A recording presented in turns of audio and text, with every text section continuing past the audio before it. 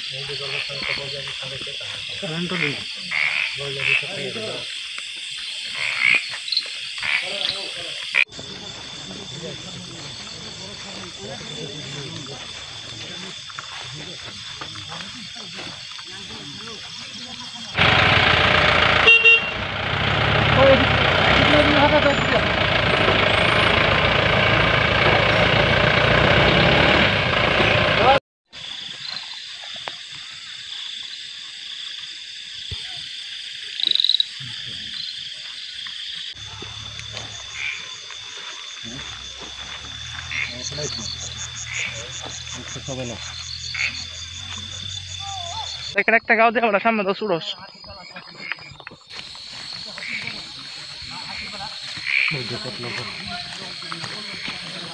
এদিকে ফারার অভাব নেই। কি বেটা না ওই দে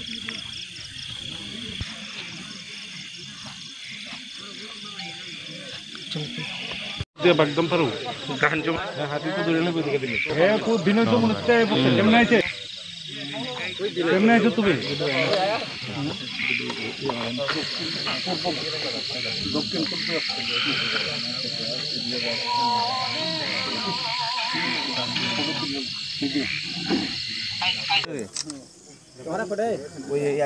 ফারাম আছে হ্যাঁ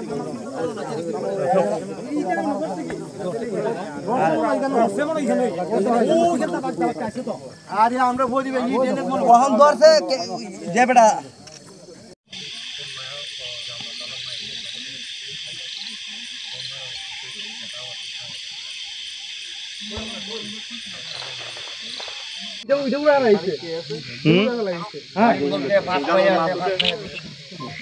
সারা দিছে তো একটু বালি চালি লিখে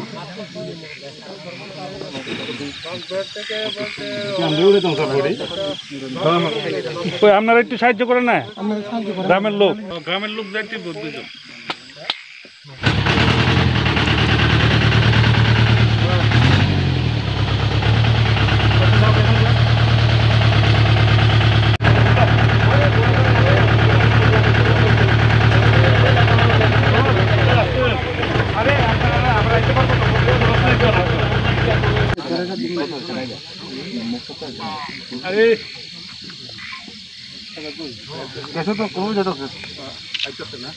সবাই গেল উপরের দিকে আর না ওখানে রাখো না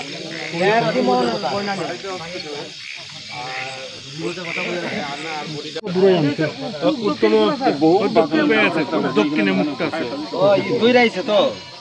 উত্তর হ্যাঁ এদিকে আছে নি আবার আছে তাতে আমরা স্ট্যাচারটা লয়ে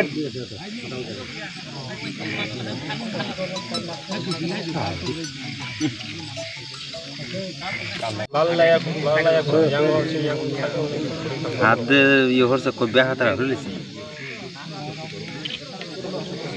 পুরো আগে লেছি আচ্ছা একজন লোক দাও না তার রাস্তা দেখা যাও না ও এই ডুয়ে দিয়ে ডুয়ান যা এই কইলি বেদি ডুয়াই তো তোর না গ্রাম থেকে একজন তোর না ইয়ার দোষী চাপে দুইজন ধরে নিচ্ছে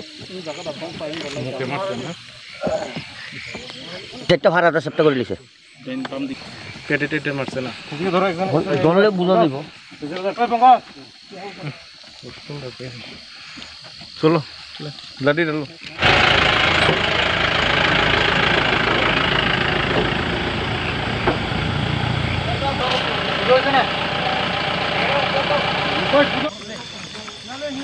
আরে দেবরে यार সরবে স্টস না রাখ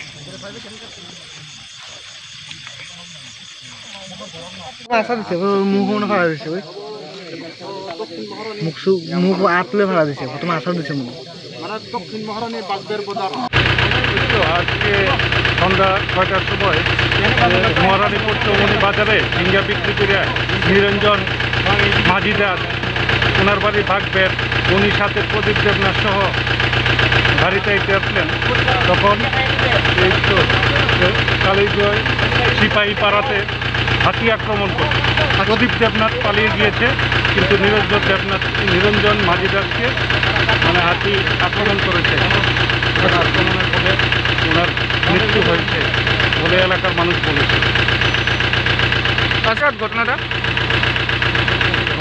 হয়েছে গিয়ে 6:30-7:30টার সময় অনুমান সন্ধ্যা 6:20 স্যার এই ঘটনা মানে হ্যাঁ এলাকাবাসীর যা বক্তব্য এখানে প্রায় সময় হাতি আসে। আচ্ছা এখানে তো মানে ইদানিং কালের মধ্যে কোনো হাতির আক্রমণে কোনো লোক মারা যায়নি সেটাই হয়েছে এই গ্রামের মধ্যে। তো স্যার এটা কোন পিএস? এটা কল্যাণপুর পিএসের আন্ডারে পড়ে।